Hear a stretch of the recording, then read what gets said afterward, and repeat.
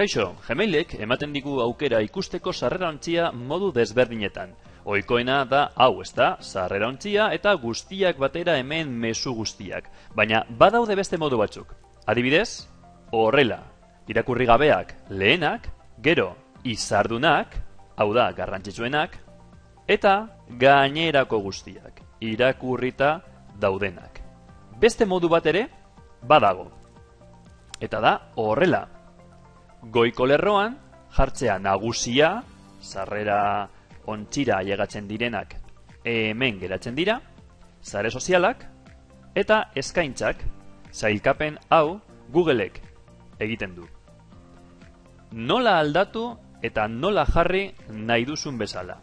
Jakina, ireki Gmail.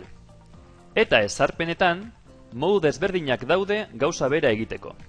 Adibidez, lehenengo pausoa, biztaratze dentsitatea. Nik xeatuena daukat. Ikusteko mezu asko. Aldatzen badut, arrunta handiago ikusten da. Eta lehenetxia mezu bakoitzean eranskinak baldin badaude agertzen dira. Eta ikus dezaket ireki gabe, klikatzen dut, eta mezua ireki gabe ikusten da eranskina. Beraz, lehenengo pausoa, biztaratze dentsitatea. Bigarren pausoa, sarrera ontzia.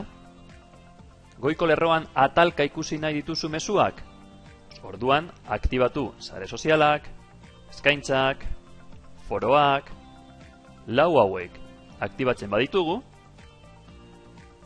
ikusten, hemen, goiko lerroan, lau atal hoiek, Gmailek, ireki ditu. Googleeko inteligentzia artifizialak eramango ditu bakoitza bere lekura, nik ezer egin gabe. Eta azken aukera, ezarpenak atalean dago. Klikatu, eta klikatu sarrera ontzia. Por defecto, lehenetxia agertuko zaizu.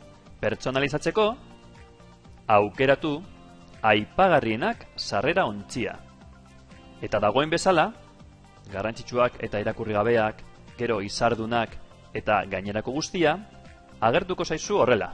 Irakurri gabeak, izardunak eta gainerako guztiak.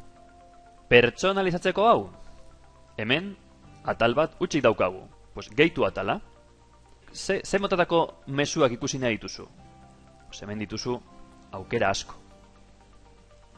Bidalitakoak, adibidez, zirriborroak, nahi dituzunak.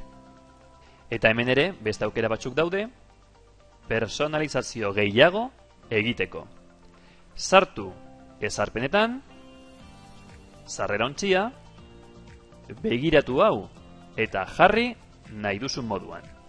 Aldaketak egin ondoren, gorde aldaketak. Eskerrik asko, agur!